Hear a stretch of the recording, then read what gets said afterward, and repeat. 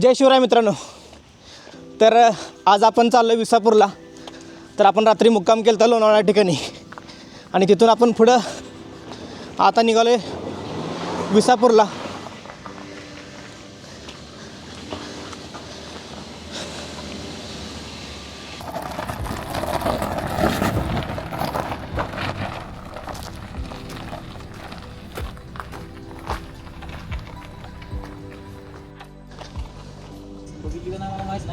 Driver हे असेल रात्रीची ना ड्रायव्हर थोडा हे असेल गाडी दाबतच निघतो ना. तर थोडंसं पुढं आलं ना आपण लोहगडचे थोडंसं पुढे यायला लागतं आपल्याला आणि त्यानंतर तिथं दोन म्हणजे एक पार्किंगची सोय एक आहे आणि तिथंच पार्किंगची सोय आणि त्या थोडंसं तुम्ही राईटला जर वळला तिथे एक दोन पानटपरी वगैरे आहेत. तिथं विचारून जर तुम्ही वळला लेफ्ट राईटला तर आपण जातो विसापूरच्या बेसला. तर रोड थोडासा कच्चा रोड आहे बरं का. याच्यामध्ये तुम्हाला तर सावकाश यावं लागेल. वाटलं आपलं गाडी कुठं तर मध्ये थटते वगैरे तर बाकी सर्व उतरा.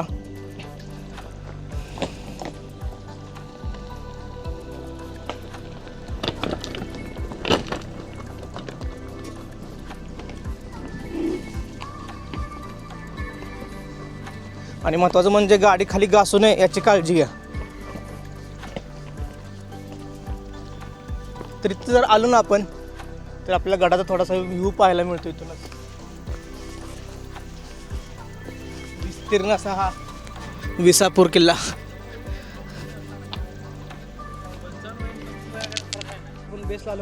जय शिवराय मित्रांनो. आता आपण आपली गाडी बेस लोकेशनला पार्किंग करून ट्रेकिंगला सुरुवात करतो. इथून मी पुढे दाखवतो तुम्हाला. तर बेस लोकेशनला पार्किंग केल्यानंतर तुम्ही थोडंसं पुढं आला की एक बोर्ड दिसेल किल्ले विसापूर. मतलब खराब नहीं अच्छा लग रहा है.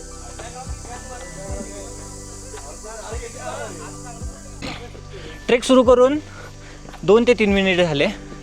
हा सुरुवातीला थोडासा जंगल ट्रेक आहे. जंगल प्लस थोडंसं एलिव्हेशन पण आहे.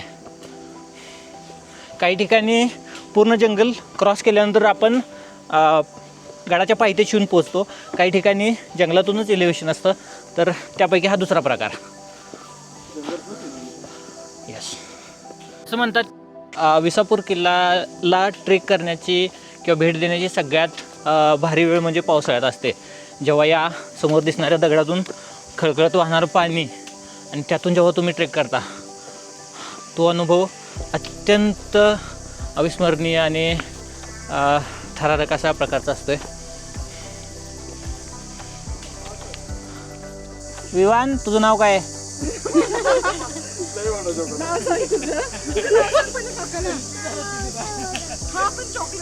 हां, चॉकलेट देणार तुला मी.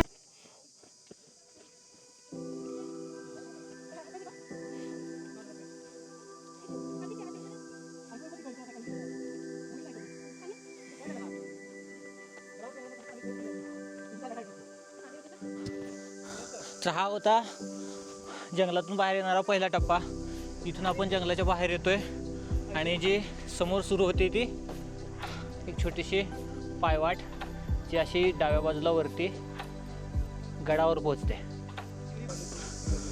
जेव्हा आपण हा पहिला टप्पा पार केल्यानंतर लगेच डाव्या बाजूला जर तुम्ही बघितलं तर छोटं पाण्याचं टाकं आहे. या पाण्याच्या टाक्याचा उपयोग जेव्हा म्हणजे आपण पूर्वीच्या काळात पण गड जर सर करत असाल तर तेव्हा मध्ये थांबल्यानंतर पाण्याची व्यवस्था व्हावी यासाठी करण्यात आली असावी.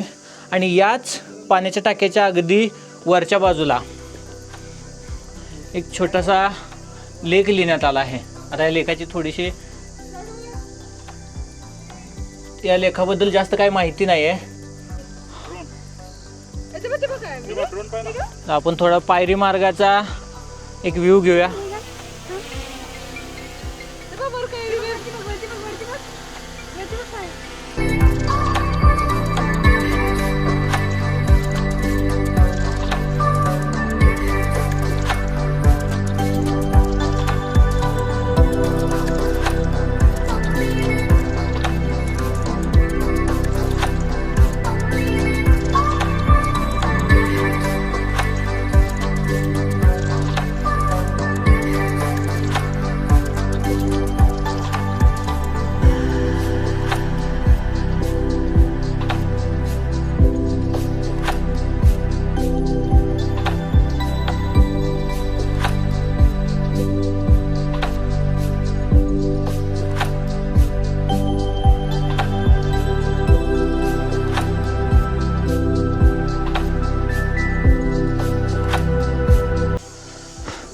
ट्रेक करत असताना मध्ये मध्ये अशा प्रकारची छोटी छोटी झाडं आहेत. त्या ठिकाणी तुम्ही विश्रांती घेऊ शकताय. प्रत्येक 3-4 मिनिटाला तुम्ही थांबू शकताय. ट्रेक तसा फारसा मोठा नाही आहे, पण इलिव्हेशन जास्त आहे आणि अशी मोठमोठाली दगड असल्यामुळं थोडीशी दमछाक होते. परंतु जर तुमची शारीरिक क्षमता चांगली असेल तर तुम्ही फक्त मध्ये एक स्टॉप घेऊन डायरेक्ट वरतीपर्यंत जाऊ शकता.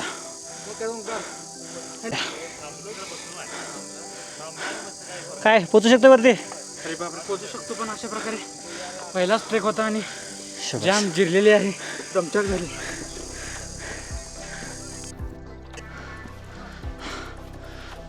आणि तब्बल 20 मिनिटाच्या ट्रेकनंतर आपण येऊन पोचलो आहे गडाच्या वरती.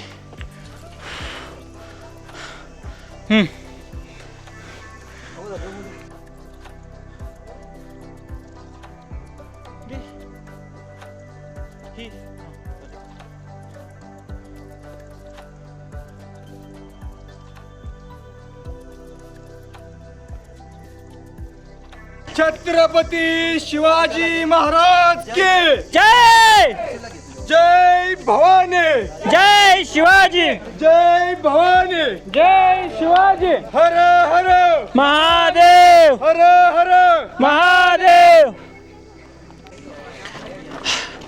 जेव्हा आपण गडाच्या वरती येतो तेव्हा समोर आपल्याला गुहेवजा एक इमारत दिसते, ज्याच्या आतमध्ये काय आहे बघूया. तर सेम पाण्याच्या टाकीची व्यवस्था आहे इथं.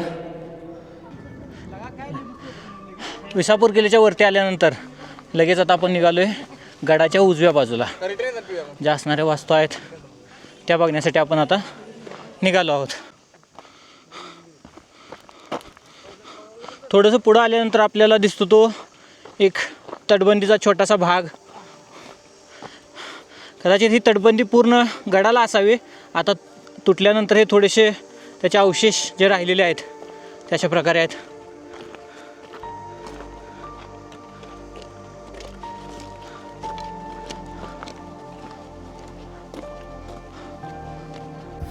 गडाच्या उजव्या तटबंदीच्या लगतच अजून एक आयताकृती अशा आकाराचं पाण्याचं टाका आहे.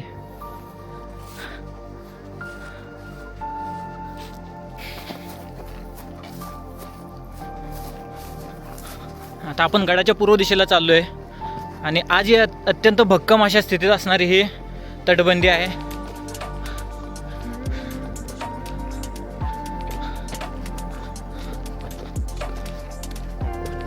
माझी उंची आता 5 फूट 7 इंच आहे, तर माझ्या खांद्याला म्हणजे जवळजवळ 5 फूट एवढ्या उंचीची ही तटबंदी आहे. आणि त्याच्या खाली पण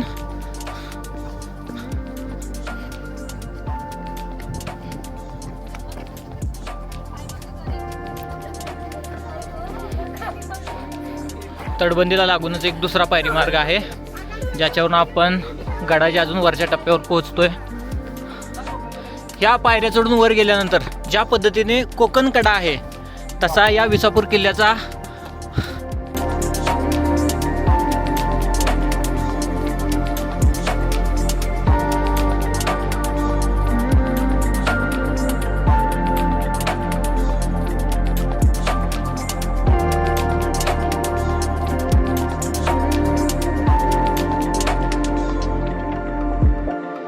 वरती आल्यानंतर आता आपल्याला जो दिसतोय तो एकदम असा पठारी प्रदेश प्रकारचा हा भाग दिसतोय, जिथे लोकवस्ती.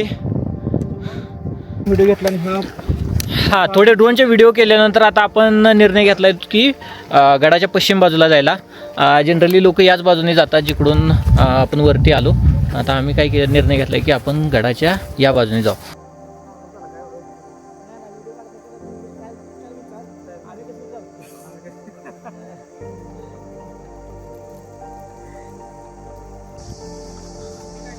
या कड्यावरून थोडंसं अंतर चालत आल्यानंतर आपल्याला गडावरच्या या बाजूला असणारे बुरुजाचे अवशेष दिसतात. तर त्यापैकी हा एक अवशेष आहे इकडं. चला आपण जवळ जाऊन बघू.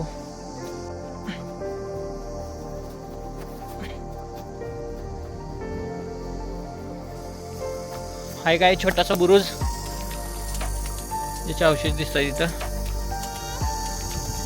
आणि समोर आता आपल्याला समोर जो दिसत आहे तो या एक सपाट असा प्रदेश आहे.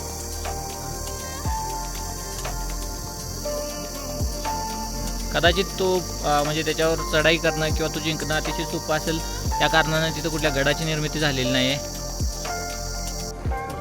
तो बुरुज बघून आता आपण पुढं निघालोय आणि इथं दिसत आहेत त्या अशा पूर्ण भग्नावस्थेतील पायऱ्या आणि ही पडझड झालेली तटबंदी या बाजूची, जी घेऊन आपल्याला पलीकडे अतिशय अजून एक मोठा बुरुज आहे.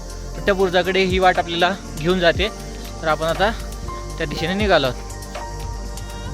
तर त्या बुरुजापासून 100 मीटर अंतरावर, साधारणतः 100 मीटर अंतर असेल, तर दुसऱ्या अंतरावर इकडे अजून एका बुरुजाचे अवशेष दिसत आहेत. तुम्हाला इथं दिसत असेल गोलाकार असा बुरुज आहे हा. आणि प्रत्येक 100 मीटर अंतरावर एक बुरुज, अशा प्रकारे इथली बुरुजाची बांधणी केली आहे. आता आपण चालत चालत उत्तरेच्या बाजूला आलो आहोत. तर येत असताना मला अजून एक पाण्याचं टाकं दिसलंय, जे पूर्णपणे काठोकाठ भरलेलं आहे आणि पाणी पण थोडंसं शुद्ध अशा प्रकारचं दिसत आहे.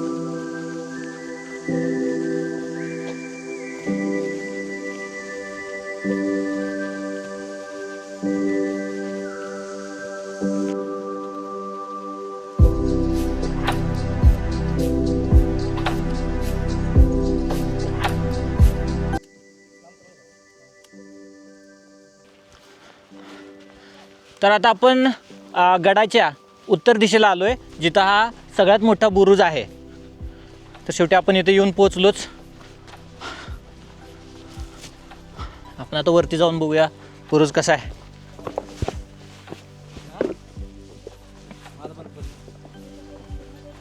नाही राव, काय समजते. हां, तू यायचं पण आणतो.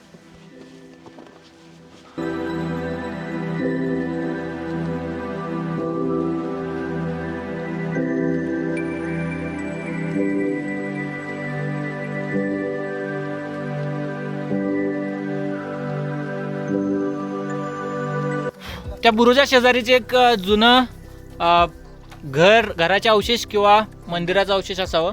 या घराला बाजूला बघितलं तर दुहेरी असं आवरण आहे. हा प्रदक्षिणा मार्ग वाटतोय म्हणून हे मंदिर वाटतंय, किंवा घराला कंपाऊंड असू शकतो ना, तसंही आहे ना.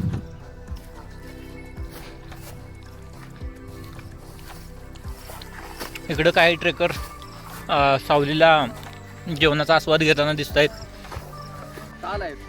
आणि वरती आल्यानंतर एक भलं मोठं असं पाण्याचा तलाव दिसतोय. हा गडच एवढा मोठा आहे, तर सगळ्याच गोष्टी इथं आकाराने खूपच मोठे. तटबंदीच्या या बाजूला एक शिल्प दिसलंय. तर हे अशा प्रकारचं शिल्प प्रत्येक गडावर हे अशा प्रकारचं सेम शिल्प दिसतंय. या शिल्पाचा अर्थ तुम्हाला माहिती असेल तर कमेंटमध्ये नक्कीच सांगा, नाहीतर यानंतर गेल्यानंतर मी याची माहिती काढून नक्कीच अपलोड करेन. गडाचा सगळाच भाग असा पठारी प्रदेश असल्यासारखा आहे. आणि इथं जे दिसत आहेत की जुन्या राजवाड्यांचे अवशेष किंवा राजवाड्यावर राहत असणाऱ्या सैनिकांची घरं या ठिकाणी असणार आहेत नक्कीच. आणि त्याचे अवशेष पण दिसत आहेत. त्या तिकडं पलीकडच्या साईडला एक मंदिर दिसतंय, भगवा ध्वज दिसतोय. तर आता आपण त्या साईडला चाललोय.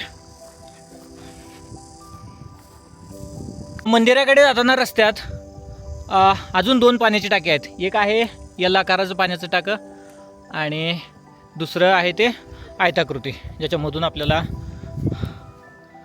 पुढे जाण्यासाठी वाट आहे.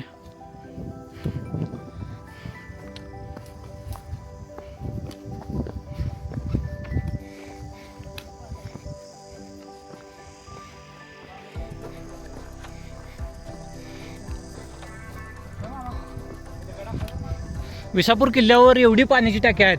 आता इकडं पण बघा, इकडं पण एक भलं मोठं पाण्याचं तळं आहे. त्यामुळं मला वाटतं की इथं भरपूर सपाट प्रदेश आहे, लोकवस्तीसुद्धा भरपूर असावी आणि पाण्याचा सुद्धा मुबलक पुरवठा आहे इथं.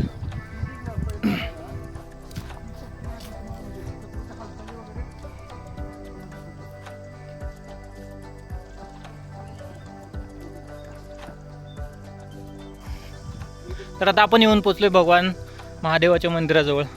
हे मंदिर विसापूर किल्ल्याच्या एकदम माथ्यावरती आहे आणि एकदम विस्तीर्ण पठारावरती स्थित आहे. सध्या हे मंदिर हे एकदम साध्या दगडातील असलं आणि इथं कसं आहे अतिशय शांत आणि एकदम प्रसन्न वातावरण आपल्याला पाहायला मिळतंय.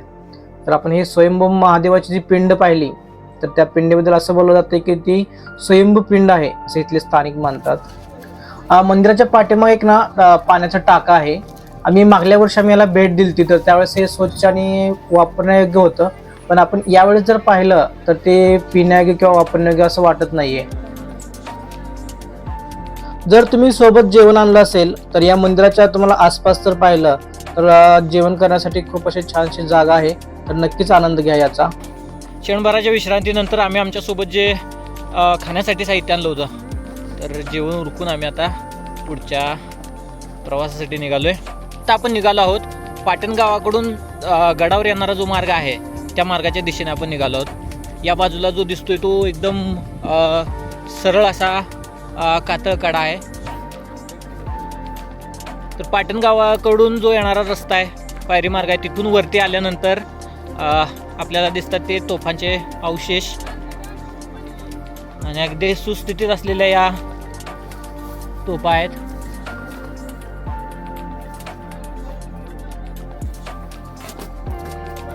आणि इथं आहे एक छोटी तोफ. हां, आणि या तोफेचं वैशिष्ट्य म्हणजे ही जिवंत तोफ आहे. याच्यामध्ये एक दारुगोळा हा ठासून भरलेला दिसतोय.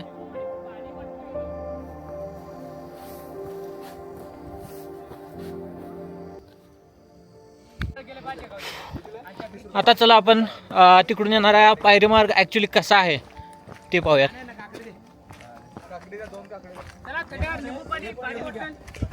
हा जो मार्ग आहे तो या बाजूने वरती येतो. पहिल्यापासून हीच वाट आहे का? दरवाजा हा एकच आहे, पाटण दरवाजा म्हणून जिने आहे. त्याचा गेट नाही किंवा काही नाही, पडझड झाली. हा पायऱ्या पूर्ण खाली परत पायऱ्या होत्या, ही पड झाली म्हणून खाली झाकून गेल्या दगडाने. बरोबर. इथं फक्त या गुफा पाहूनच पायऱ्या राहिल्या, खालच्या निघून गेल्या, झाकून गेल्या ना. वरून तिकडची वाट कशी तयार झाली मग? तिथून ते जवळ आहे, वळणी वरती यायला दोन गाड्या. तिथं पडल्या म्हणजे वळ सगळ्यात जाऊन तिथं गोळा झाल्या अशा लाईन पडल्या. लोकांनी काय केलं, गेले चालायच नाही वाट. हा, इथून जवळ म्हणलं कुणीतरी तिथं असं पहिले सुरुवातीत सांगाय की बाबा इथून जवळ आहे वरती गडावर जायला. वळणी आली, लोक आली तसे ट्रेकिंग करतात ना प्रॉपर. मग डोंगरातून चालत लोगड केला, मग चालत चालत ती आली विसापूर तिथं. मग ती गेली, त्याला वाटलं बारी इथून वाट. मग त्यांनी टाकलं, रस्ता झाला. हा गड लय मोठा आहे, 360 एकर मध्ये वरचे वर पठार आहे. आता जेवढा तुम्ही इकडं पाहिला ना तेवढाच हे साईडला आहे. असा फिरून इकडं रस्ता तुम्ही तिकडून आलो. हा, इथून पाठीमागून आले. इथून जर म्हणलं तर पलीकडे 10 मिनिटात पलीकडे तुम्ही आले त्या रस्त्याला. इथून असं इकडं असं खालून गेलं पुढं तिकडे एक चोर दरवाजा आहे, तोफ आहे तिथं. युट्यूब चॅनल आहे का तुमचा? पण आणि त्या बुरुजाचं नाव काय तिकडच्या? बुरुजच आहे तो, नाव नाही माहिती. आमचं तो गाव तिकडं गोरे वस्ती म्हणून तिथं. तो डोंगर भातरास म्हणून आहे, पलीकडे जे डोंगर आहे हे करायचं. भातरस पठार आहे का? तिथं धान्य भात करायची, तिथं भात करायचे. विश्वासराव पेशवे ना त्यांच्या लग्नात तिथूनच भात नेलेलं त्या डोंगरावर. होय काय? त्याचं नाव भातरास पडले त्या डोंगराचं नाव. आणि हा संबळगड म्हणून नाव आहे. आमच्या गावात पाटी लावलेली ना खाली. ह्यो आलेला किल्ल्याचा नकाशा शिवाजी राजा आला इथं, विश्रांती घेतली किंवा विसावा थांबला इथं म्हणून विसापूर नाव. संबळगड आहे, मूळ नाव संबळगड आहे. पाटण गावाकडून जो पायरी मार्ग येतोय त्या मार्गाने आपण खाली चाललोय की इथं एक कातळात कोरलेली भगवान हनुमानाची जी मूर्ती आहे ती बघण्यासाठी. बऱ्याचशा तुम्ही रीलमध्ये बघितली असेल, जे की विसापूर गड किल्ल्यावरून वाहताना पाणी आणि ती भगवान हनुमानाची मूर्ती. तर आपण आता तिकडे चाललोय. असं म्हणतात की ही खरी वाट होती गडावर येण्यासाठी, आणि ती लोहगडाकडून येणारी जी वाट आहे ती वाट नंतर काही ट्रेकर्सनी किंवा तिथून पाणी जाऊन दगड जाऊन कुणाला तरी ते दिसली की इथून आपण शॉर्टकटने गडावर लोहगडवरून आल्यानंतर ते शॉर्टकटने येऊ शकतात म्हणून ती वाट तयार झाली. पण ॲक्च्युली जी खरी वाट आहे ती हीच आहे आणि एकदम सोपी आहे. इथून जनावरं पण वरती येतात.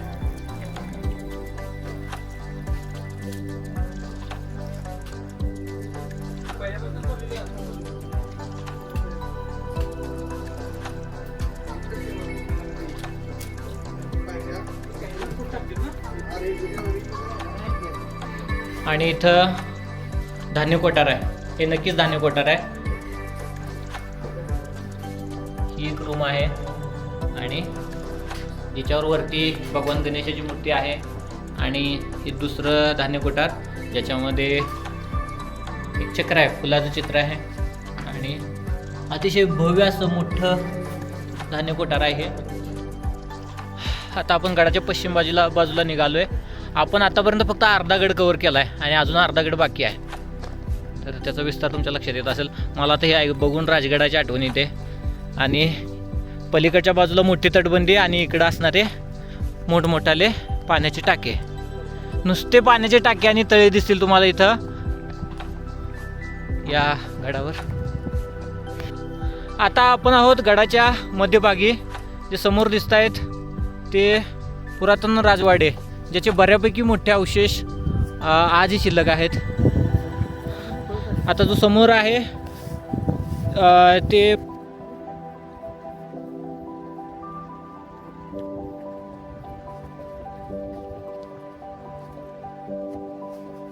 हे आहेत राजवाड्याच्या आतील बाजू जी आयताकृती आकाराची आहे. जवळजवळ हा एरिया मला वाटतं 30 ते 35 फूट असा पूर्ण आयताकृती एरिया असावा. आणि या वाड्याच्या बाजूने कंपाऊंड आजकाल आपण जे घरांना कंपाऊंड करतो ना सेम त्या टाईपचं कंपाऊंड पण आहे. हे बघा मी दाखवण्याचा प्रयत्न करतोय. अशा प्रकारचं साईडला कंपाऊंड पण आहे आणि कंपाऊंडसुद्धा एक ठराविक उंचीवर आहे. आपल्या कमरे एवढ्या उंचीवर आहे हे कंपाऊंड अशा प्रकारचं. आता आपण आलो एक दुसरा मोठा राजवाडा किंवा जे घर असेल सैनिकांसाठी किंवा त्या महत्त्वाचे काय व्यक्ती असतील त्यांसाठीचा. हाही तशाच प्रकारचा आहे. चला आपण आज जाऊन बघू.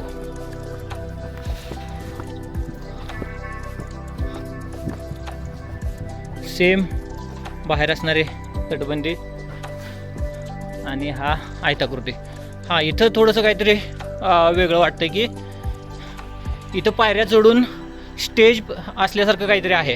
कदाचित ही राज सदर असू शकते जिथं रोजची कामं न्यायनिवाडा वगैरे चालत असावा. आता मी जो उभा आहे तो ह्याच्यावरती आहे त्या स्टेजवरती आहे आणि हा ओंकार जो चालत येतोय तो थोडासा खालचा भाग आहे.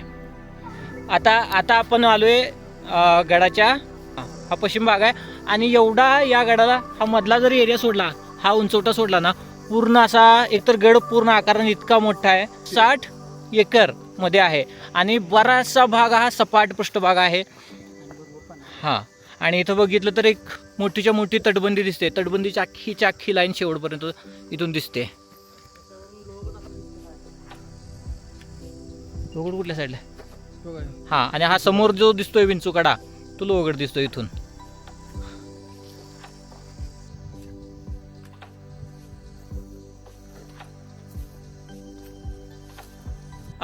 थोडंसं पुढं चालत आल्यानंतर आपल्याला दिसते ती अजून एक भगवान हनुमानाची मूर्ती जी कातळात कोरलेली आहे आणि त्याच्या पायथ्याशीच पाण्याचं टाकं पण दिसतंय आणि खूप सुंदर असे हे दृश्य आहे.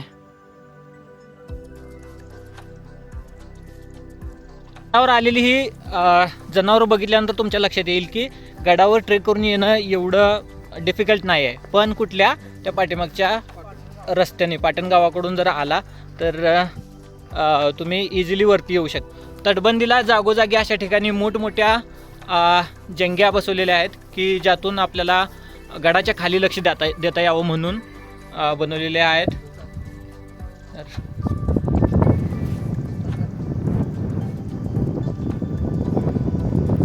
बघितली ती आपण 3 जंग्या असलेली तटबंदी, आणि इथं जर बघितलं तर इथं हा एक तिरक्या रेषेत एक मोठ्या प्रकारचा असा जंगा असलेला दिसतोय आपल्याला. इथून जर पुढे बघितलं तर डायरेक्ट आपल्याला लोहगडाचा विंचूकडा दिसतो. आणि सेम अशाच प्रकारची म्हणजे ते जेव्हा तटबंदी बांधताना त्यांनी डिझाईनचा सुद्धा किती विचार केला आहे हे लक्षात येते. आज जर समोर जर बघितलं तर इथे तुम्हाला अशा प्रकारची एक तटबंदीला बनवलेले छिद्र किंवा जंग्या दिसतील तुम्हाला. प्रत्येक ठिकाणी वेगळा आकार वेगळ्या पद्धतीनं टेहानीसाठी पण उपयोग झाला आणि दिसताना ते योग्य पद्धतीनं दिसावं अशा हिशोबाने सुद्धा त्यांची रचना केली. मगाचपासून आपण या तटबंदीच्या शेजारूनच चालत आहोत. जवळजवळ अर्धा किलोमीटरपेक्षा जास्त झालं असेल अजून आम्ही चालतोय, आणि सगळी तटबंदी तेवढीच मजबूत आहे अजूनही. तटबंदीच्या बाजूने जात असताना आम्हाला गडाच्या मध्यभागी एक मोठ्या प्रकारचं जातं दिसलं. या जात्याचा उपयोग चुन्याचा घाणा म्हणजे तो मिक्स करण्यासाठी वापरला जात असायचा. हे सर्वात मोठं जातं आजपर्यंत बघितलेलं मी कुठल्याही गडावरचं आहे. आणि इथं बघितलं तर ते जातं फिरण्यासाठी हा जो एक गोल आहे तो केला आहे, म्हणजे ते जे मिश्रण आहे ते मिक्सिंग करण्यासाठी याचा उपयोग केला जात असावा. आणि ते आजही सुस्थितीत आहे, अगदी छान प्रकारे दिसत पण आहे. त्याच्या जवळून एकदा दाखवतो. आणि या बाजूला जर बघितलं तर तशाच प्रकारची छोटी जातीसुद्धा अजून उपलब्ध आहेत, तर ती दाखवतो मी.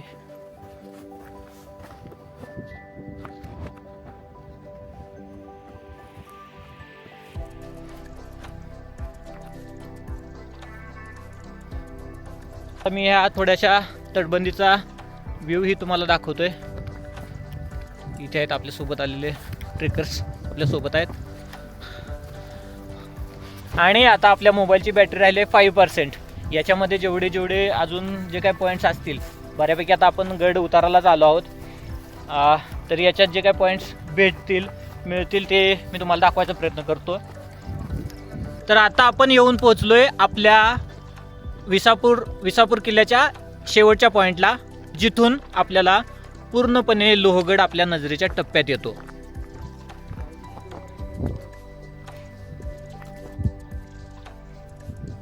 तर आता आम्ही विसापूर किल्ल्याला पूर्ण 360 राऊंड मारलाय. इथं बघण्यासारख्या भरपूर गोष्टी आहेत, भरपूर पाण्याची टाकी आहेत, बुरुज आहेत, मंदिर आहेत आणि अशा सगळ्या गोष्टी आहेत. जर तुम्ही प्लॅन करत असाल लोहगडला येण्याचा तर नक्की तुम्ही विसापूर किल्ल्याला सुद्धा भेट द्या. हां, याला टायमिंग कुठलेही नाही, तुम्ही कधी येऊ शकता, कधी जाऊ शकता. तोपर्यंत भेटूया आपण आता पुढच्या भागात.